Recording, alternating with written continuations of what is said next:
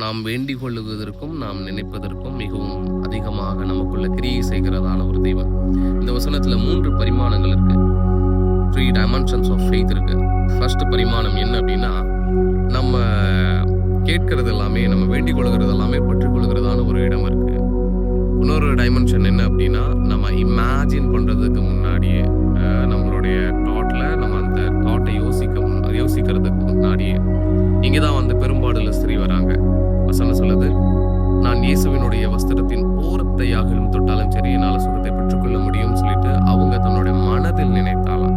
தன்னோட மனதில் நினைத்து வார்த்தையா ரிலீஸ் ஆகல. ஸோ மனதில் நினைக்கும் பொழுதே அதை பெற்றுக்கொள்கிறதான ஒரு இடம் இருக்கு.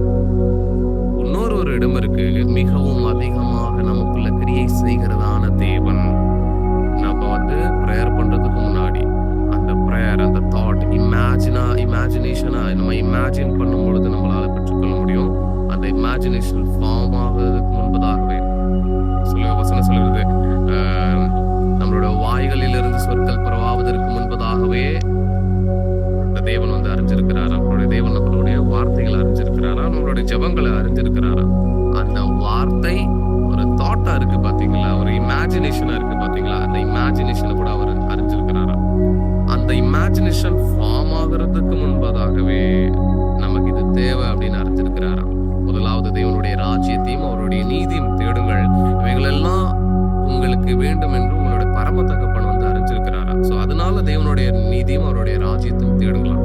வசனம் சொல்லுது, உங்களில் ஒரு தகப்பன் தன்னுடைய பிள்ளைக்கு அப்பத்தை கேட்டால் கல்லை கொடுப்பானோ, மீனை கேட்டால் பாம்பை கொடுப்பானோ, அல்லது முட்டையை கேட்டால் தேலை கொடுப்பானோ. பொல்லாதவர்களாகி நீங்களே உங்களுடைய பிள்ளைகளுக்கு நல்ல ஈவுகளை கொடுக்க தெரிஞ்சப்போ பரம தகப்பன், அப்பா, ஃபாதர், இந்த இடத்துல தான் நம்ம ஒரு பர்ஃபெக்ட் ஃபாதரை நம்ம பார்க்க முடியும். அந்த பர்ஃபெக்ட் ஃபாதர் நம்மளுடைய இமேஜினேஷன் அறிஞ்சிருக்கிறார், நம்மளோட ப்ரேயர் அறிஞ்சிருக்கிறார். அந்த இமேஜினேஷன் ஃபார்மா இருக்கிறதுக்கு முன்பதாகவே அவர் அறிஞ்சிருக்கிறாரா, நமக்கு இது தேவை அப்படின்னு சொல்லிட்டு அதை முன்னதாகவே ஆயத்தப்படுத்தி வச்சிடறாரா. இங்கதான் நம்ம ஒரு பர்ஃபெக்ட் ஃபாதரை நம்மளால பார்க்க முடியும். ஸோ 3 டைமென்ஷன்ஸ் இருக்கு ஒரு ஃபெய்த்துக்கு. ஸோ ஃபர்ஸ்ட் நம்ம ப்ரேயர் பண்றதெல்லாம் பெற்றுக்கொள்கிறதான ஒரு இடம். இது ஒரு லிட்டில் ஃபெய்த். அடுத்து ஒரு இமேஜின் ஒரு நம்ம இமேஜின் பண்றதெல்லாம் பெற்றுக்கொள்கிறதான ஒரு இடம்.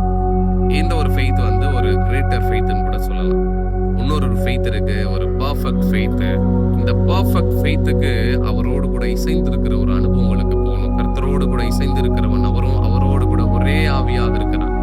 அந்த ஒரே ஆவியாக இசைந்திருக்கிற ஒரு அனுபவங்களுக்கு போகும் பொழுது இப்படிப்பட்ட ஒரு காரியங்கள் எல்லாம் நம்மளோட லைஃப்ல நடக்கும். ஸோ 3 விதமான டைமென்ஷன்ஸ் நம்மளோட வாழ்க்கையில நம்மளால பார்க்க முடியும்.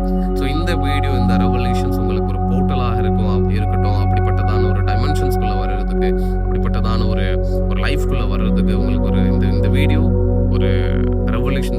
இந்த ரெவல்யூஷன் உங்களுக்கு ஒரு ஓப்பன் டோரா இருக்கட்டும், ஒரு போர்ட்டல்ஸாக இருக்கட்டும். So God bless you. Thank you. Praise the Lord.